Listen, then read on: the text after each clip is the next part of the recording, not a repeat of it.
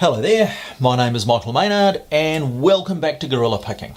Now, the lock that you see in front of you there is by far the most important and interesting lock to come out of Australia in the last 10 years. It is a gorgeous, gorgeous lock. It is a thing called the Lockwood Victoria Power Industry VPI lock. And believe me when I tell you, this lock is an absolutely beautiful piece of engineering. Now, what we are going to do here is a big, long video. This video is going to be a review of this lock. We are going to talk about it in great depth. I am going to tell you what it does, how it works, why you need it. I am going to pull it apart, I'm going to pick it, I'm going to show you all sorts of things to do with it. So by the time you've watched all that, you will have seen about half an hour's worth of video. But believe me when I tell you folks, this lock really is worth it. Now the next thing I need to comment on is the fact that I am well aware that an awful lot of the people that are going to tune in and watch this video are going to be new viewers to my channel. Now on my channel I basically pick locks, I talk about the security industry, I talk about physical security, and most of the guys that are subscribers to my channel know a little bit about these things already.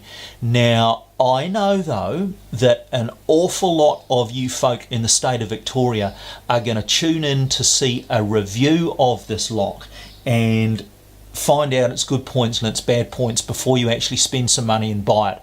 I'm aware that this is a bloody expensive lock, and I know that you guys need to know exactly what you're getting into and what you're buying.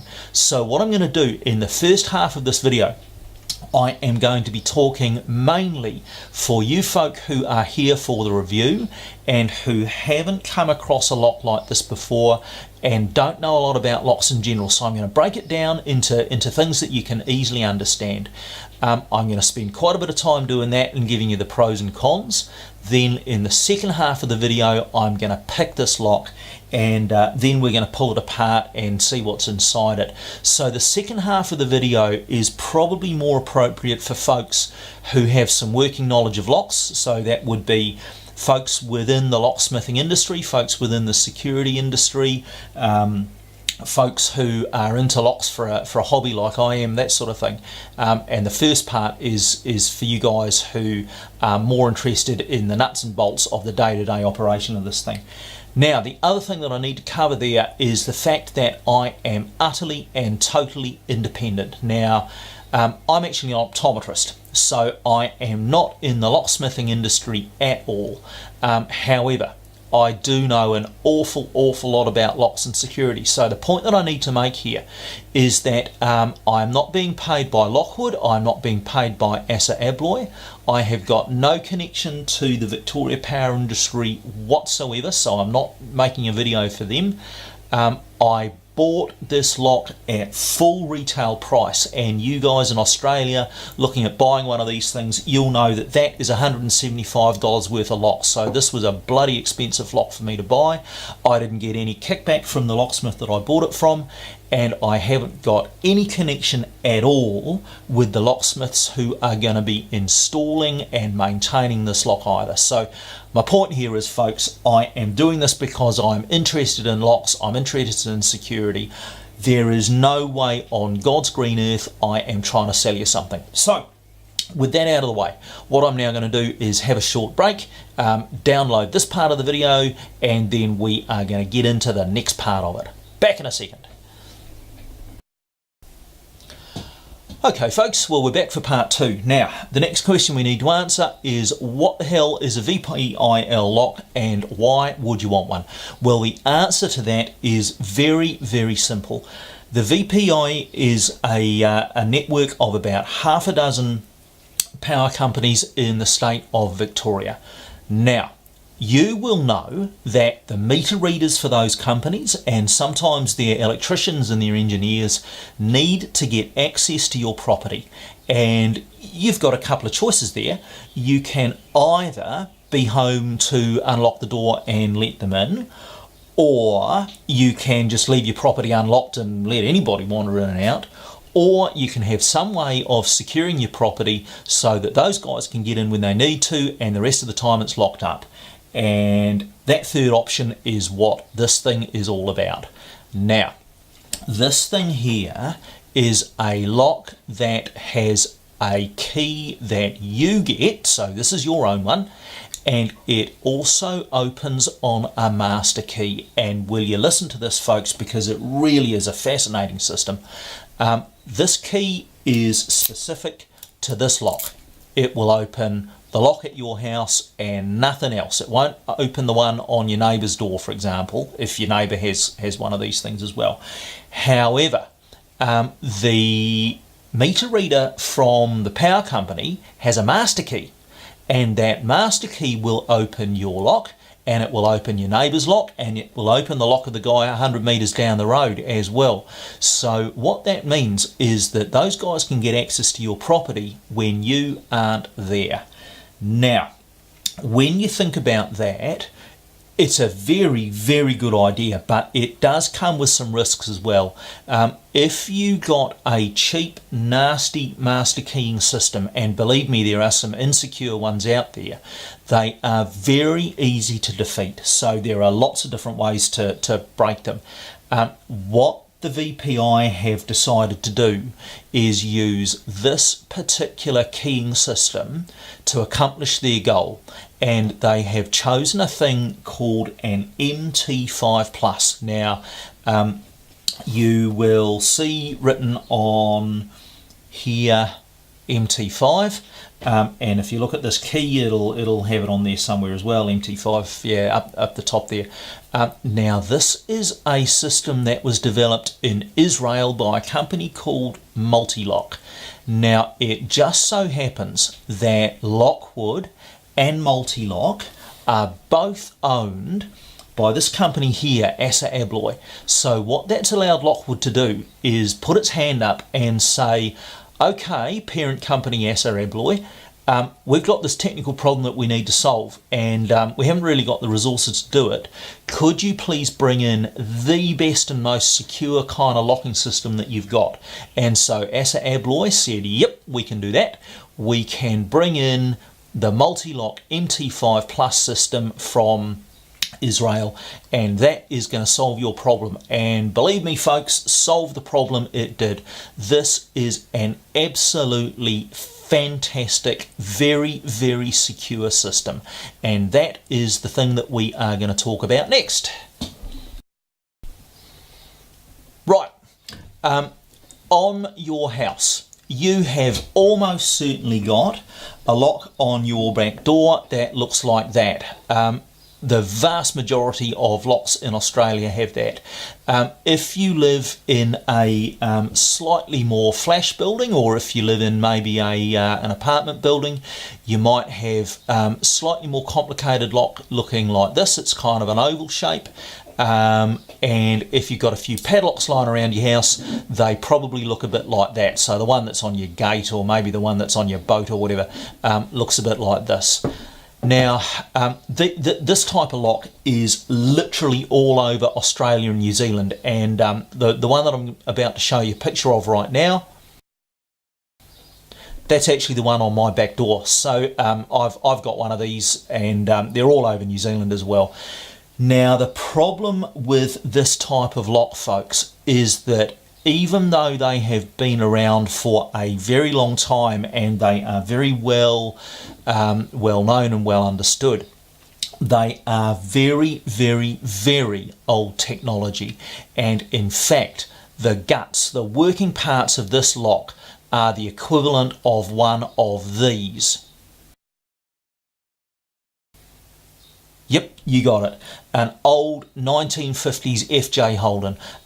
The FJ Holden is the exact equivalent of these locks. Proudly made in Australia, but unchanged for at least the last 60 years. Now, believe me when I tell you, and I'm not making this up, folks, a locksmith, or in fact a criminal, can tell you about a dozen ways of getting into any of these three locks in front of you here in seconds with very, very little trouble at all. And in fact, picking one of these locks is so easy. I can literally teach your school-age child, I can teach your year 6 child how to get into one of these in less time than you would believe. So even though these things are all over the place, they are very, very, very old technology, and frankly, even though they're nice locks in their own right, in the same way that an old FJ is a nice car, they are not the solution for the modern world. Now, on the other hand, this MT5 Plus, as made by the Israeli company mul-t-lock and now owned by Acer Abloy, is the equivalent of a Lexus. It is a fantastic piece of engineering. It really is. It is a beautifully designed lock. Now, it is 1,000 times more secure, honestly, than this thing that you've currently got on your door at the moment. And of course you can see that they're the same size and shape. So this thing here is designed to go straight into the hole that was in. And similarly, there's one made that shape, and there's one in the shape of a padlock, and whatever. So they're made to be a straight swap. But they are so much more secure, so much better locks that you just wouldn't believe it.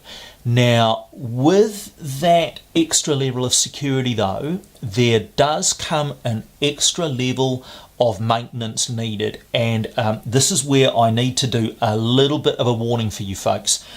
This old style lock here, that will last for 50 years with very little maintenance. It shouldn't do, but it does, all right? People just stick that on a door and forget it. Now, if you're going to buy one of these things, and I suggest you do because they're absolutely brilliant, I do want you to do two things. I want you to have this installed by a locksmith.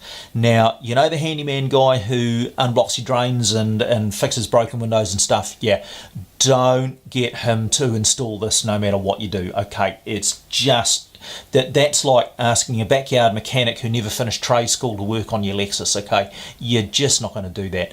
And in the same way, this will need regular maintenance. Every year or two, the locksmith needs to come out and make sure this is working properly. He needs to check it for signs of wear and all kinds of other good things. I don't know how much that's going to cost you guys. $50, $100, I don't know. Doesn't matter. I don't care. It is worth every single cent that you spend on the maintenance. So, is it an expensive lock to buy? Yep, absolutely it is. And I would suggest that in a lot of ways with cars and with anything else, you get what you pay for, This lock is an expensive lock to buy, but by God, it is a good one, and it is worth spending the money to maintain. All right, now, with that out of the way, the next thing that we need to talk about is what you can actually do with this lock now that you've spent all the money on it. So again, I know I'm hammering this point, but it's really important, these locks are bloody expensive. Now, you've just bought your lock and you can open your front door because you've got this key. The power industry guy has got the master key, so he can get into here as well. But let's say you've got an area in your house that you don't want the power industry guy to get into. Maybe you've got a garage which you want to lock up, or maybe you've got an internal door, maybe you've got a home office, and you don't mind the power guy getting in to read the meter, but you really don't want him in your office, thanks very much. Well, what you can do is get your locksmith to make you up another one of these that simply does not operate on the master key. Isn't that a fantastic idea? So now what you've got is this lock on your front door, and you can open that, and the power industry guy can open that. But you've also got one of these on your office door, and this same key will open that, but the master key that the power industry guy has doesn't get into it. Isn't that a brilliant idea? And you can do that for a padlock on your boat, and you can do that on the door to your garage, or you can do that on a commercial building, for example. So you can have a VPI lock in the shape of this that gets the power industry guys into one area of the building, but then they can't get into the offices further up or to any other area of the building. So it is an incredibly flexible system, and it lets you do an awful lot of things. Is it worth the money? Yep, absolutely. Will it cost you a bit to do? Yeah, absolutely as well. So again, you're going to need to pay a qualified tradesman, you're going to need to pay a locksmith to do this. He's going to do it for you, and you are going to have an incredibly secure system that is very, very flexible. All right, going to take a short break, then we're going to discuss copying keys.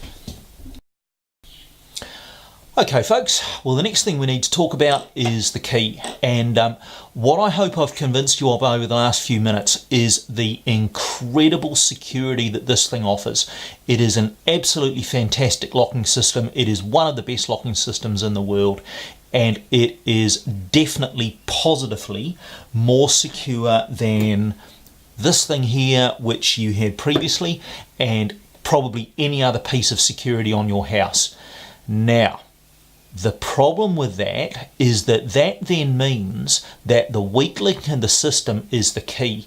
If it was easy to get a hold of these keys, then what a thief would do is get a key and simply unlock your door, and away we go. He wouldn't try and pick it, he wouldn't try and break that thing open, he would just try and get a key. Now, there are a couple of things you got to know about that. First of all, your local locksmith cannot duplicate this key. You cannot go down to the locksmith and say, my name's Fred Smith, give me one of my keys, and walk out the door with it. It just doesn't work that way. This key needs to be made at the Assa Abloy factory. So what needs to happen is that you need to go to the locksmith, you need to order the key, he orders the key from the factory, and then it comes back to him to be delivered to you. So there is a level of protection there. Now the second thing is the master keys are very, very, very tightly controlled within the Vic power industry, and you can bet your absolute bottom dollar that the guys that are given those master keys, so the guys that read your meter and the electricians that come out need to go out and do work at your place, have been given security clearances so that they can carry those master keys. So the master keys themselves are secure, and getting these keys duplicated is very difficult to do. Now that brings me to this little card here. When you buy your lock, you will be given one key, the lock itself, and this security card here. Now if you have a bit of a look at this card, I'll just zoom in on that, you will see that there is a massive big long number printed on that card. If you have a look at the key, you'll see that there is a little number stamped on there as well. Now please listen very, very carefully to this next bit, folks. It is absolutely crucial. You have to have both of those things. You have to have that number and this number in order to order another key. Now what that means is that if you lose your card and you haven't got that number, you're stuffed. You cannot get another key. The locksmith will not order you another key unless you have got that number and this number at the same time. Now what that means is that you need to make bloody sure that you don't lose this card, and you'll see that I've put my my email address on that one. I don't want to lose that thing, so if that's ever found, I hope with any sort of luck that somebody's going to email me. The other thing that I've done, and I really encourage you folk to do this as well, is take a photo of this with your phone so that you've got a real good picture of that number there. Take a close-up photo of the key so that you've got a real good picture of that number there as well, and then you want to archive that on your email account somewhere so that you've got that. So I've got photos of these two things sitting in the photos folder of my Gmail account, and if I should suffer the misfortune of losing either the key or the card, I can go back to the images and I've got those two numbers so that I can reorder it. But what it means though is that if some guy finds a key on the street, he ain't going to know whose key it is for a start, and for a second thing, because he hasn't got the card, he can't order another one of these, he can't get a copy. So the keys are very, very secure. However, and again, I'm going to say it again, I know I've said this a whole lot of times, but I'm going to say it again, you need to make absolutely sure you don't lose this number, and you need to make absolutely sure you don't lose that number. You need a record of both things. So that is the keying. The keying is absolutely fantastically secure. Like I said, you can't get this cut by an ordinary locksmith on the street. You got to go through this process, and the locksmith has got to order it from the factory. It is a great system. All right, now the next thing we're going to do is talk about the technical aspects of how to pick this lock. So back in a second. Okay folks, well, we are now into the second half of the video, and this is where the technical stuff starts. Now, just before I do that, I'd like to do a quick summary of where we are so far. So I hope what I have done so far is convinced you guys that this Lockwood Victoria Power Industry lock honestly and truly is a fantastic system. It really and truly is worth the money. It has a couple of downsides. It is expensive, there is no doubt about that, and it does need some maintenance, which you are going to need to pay for as an ongoing expense. It's not a lot of money for maintenance, but it's there, okay. But those things are far outweighed by the fact that honestly this is a fantastically good locking system. It provides you with a massive amount of flexibility, a massive amount of security that you just don't get from this old-fashioned FJ Holden style stuff that's really should be retired. And it will let you and let the power company have access to exactly the bits of your property that you and they need. All right, now having got that out of the way, for those of you guys that want to stay watching, what we're now going to do is talk about what it takes to pick this lock.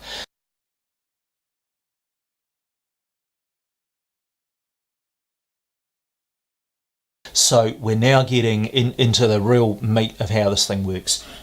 This lock has got several different locking systems in it. So there is a thing called an alpha element, which is kind of a tiny little pin, which is set by this little weird spring thing at the top of the key. Can you see that as I'm pushing that, a little element moves at the end of the key here. So that sets one particular pin.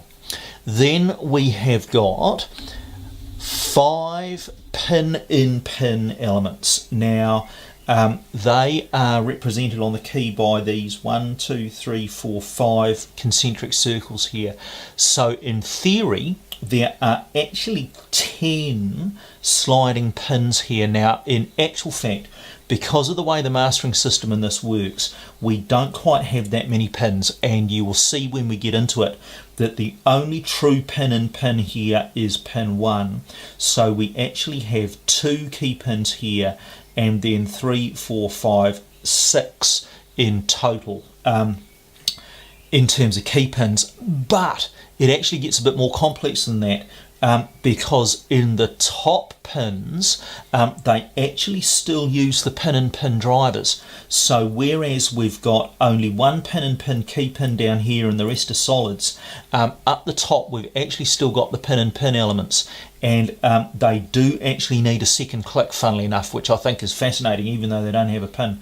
Okay, the other thing we need to talk about is this little wiggly bit along the side of the key. Zoom in again. What we have got here is a little track, this thing here, which is milled at the factory. Now that controls 5 sliding elements inside the lock, 5 little sliders, which in turn control a thing called a sidebar. So that sidebar is an extra level of security, and believe me when I tell you that sidebar in itself would be enough to lock this lock to the point where most people couldn't pick it. So the fact that we have got the alpha element plus all these pin and pin elements here plus these 5 sidebar slider elements here all add up to a fantastically complicated and fantastically secure system. Now, because of that, we need several different instruments in order to pick this thing. This first thing that you can see here is an otoscope. That is used for looking inside the lock.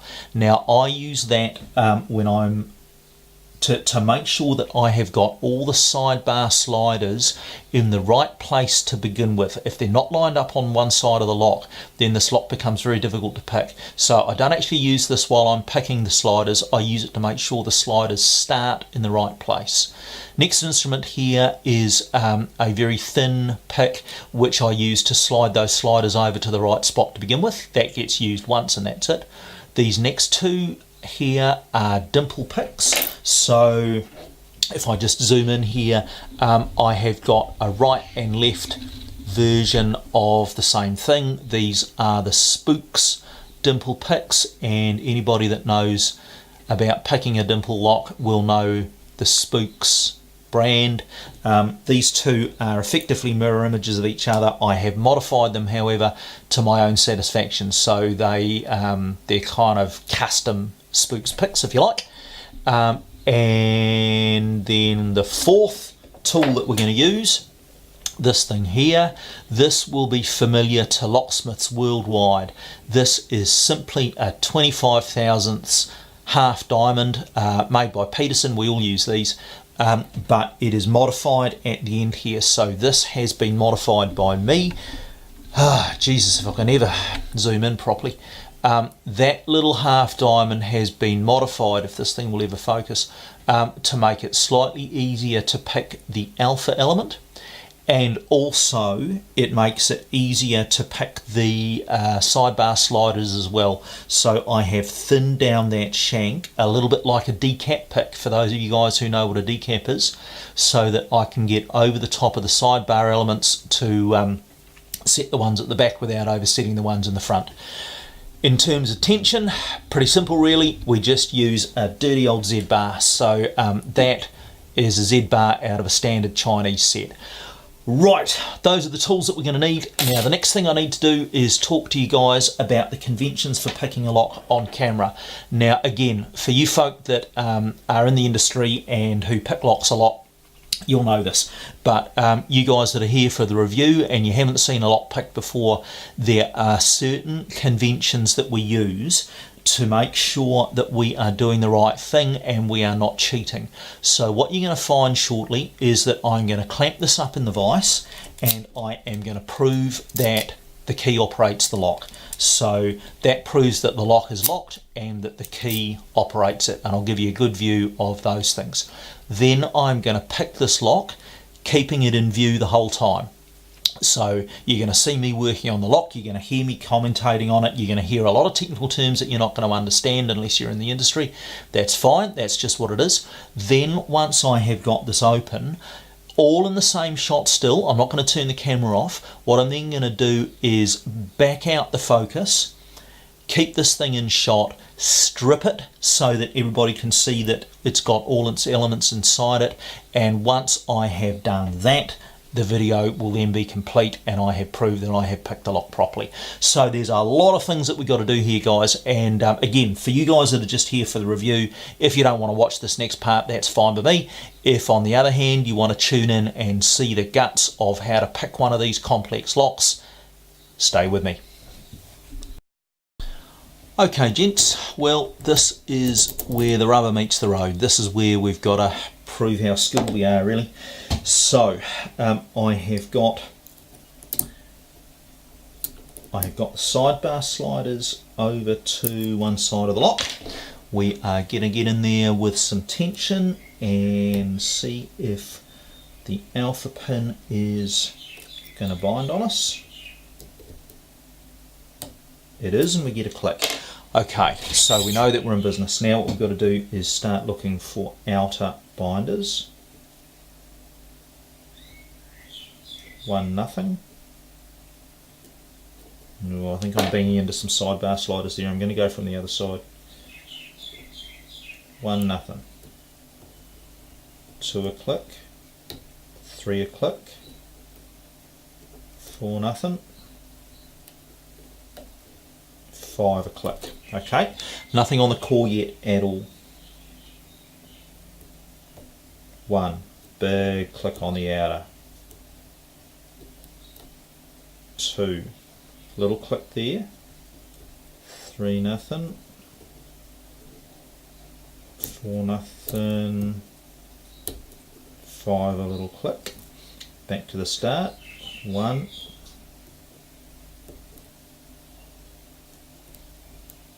Aha, nudge 2, got a turn. Right, we're in business. We've got a little false set going here. So now we're starting to think about inners. 1's binding. Wow, big turn. Okay, now we really are in business. Either we're at the stage where we can start picking the sidebar, or we might possibly need to nudge the outers a few more times, but this time to set inner drivers. Just remember, only pin 1 is pin and pin. Pins 2, 3, 4 and 5 have got a solid key pin, but that doesn't mean that we don't have to deal with their inner driver pins. So there's still some more stuff that we've got to do here to get this lock open, eh? Alright, now here we go, click on 5. I'm very gently going through looking for feedback here, not actually getting a whole lot. I'm going to go down the other side of the lock one more time,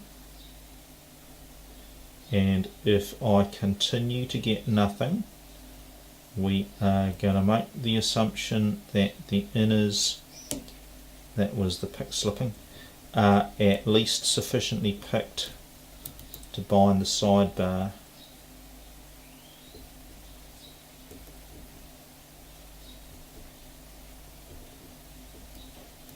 Yeah, I'm not getting any more here, so I reckon it's sidebar time. Now let's just have a quick look at it. Okay, the sidebar sliders are all still lined up, which is a very good sign.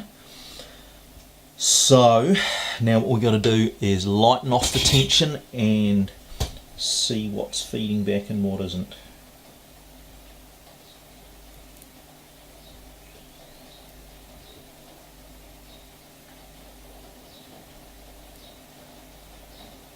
Oh, I'm not sure that that's actually binding properly. Yeah, no, we've got to set some more here. I'm going to sweep those back again, if they'll go.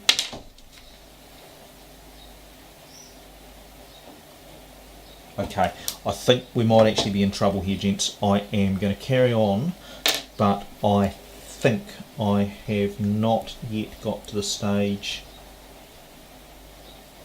where the sidebar is binding adequately.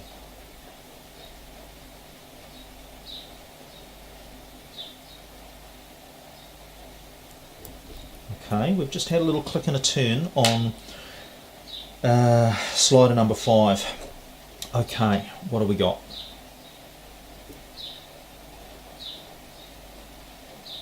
Nothing on 1. Nothing on 2. Nothing much there from that side either actually, so let's go from the other side.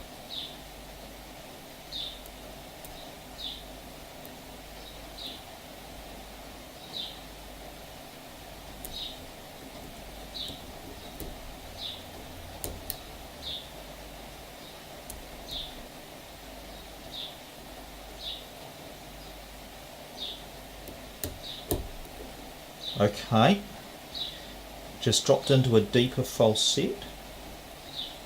That was by nudging 3. We might still be alive here. Here we go, and we're open. Right, I'm pretty happy with that. What happened there was that I thought I had overcooked the sidebar, but it turned out that I hadn't quite made the mess of it that I thought that I had, and simply a nudge on one of those outers to set one of the inners was all it needed. Right, so now what we've got to do is get the thing stripped apart, and you can see what's in here.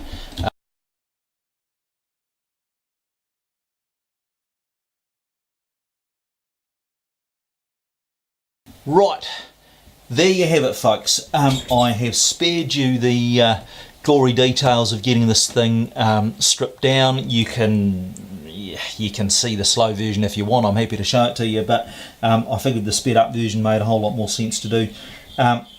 Here's what the pinning in this thing looks like. It is just massively complex. So we have got a pin and pin element in position 1, 2, 3, 4, 5 are all solid key pins, like so, and all have got master wafers. This one came out in the core, these other ones were up in the Bible, but you will see that the drivers are the same in all cases, so they are all pin and pin. And you saw that some of these needed nudging again to set them. Fascinating, eh?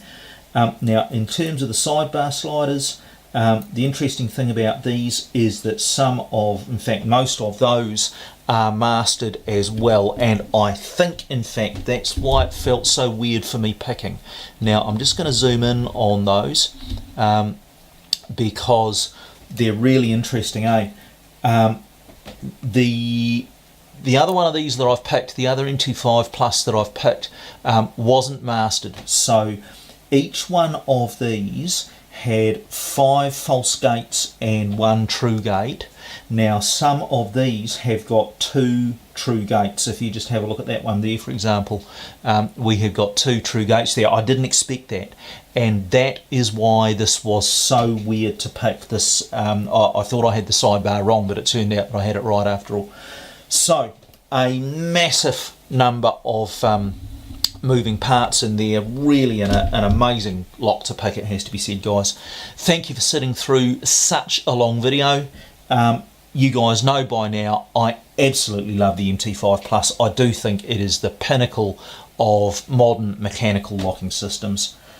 Please leave your comments in the doofer below. I'd love to know what you think about this thing, and I'd love to know what you think about its use as a mastered system for the Victoria power industry. Thanks for watching, folks. My name's Michael Maynard, and this is Gorilla Picking.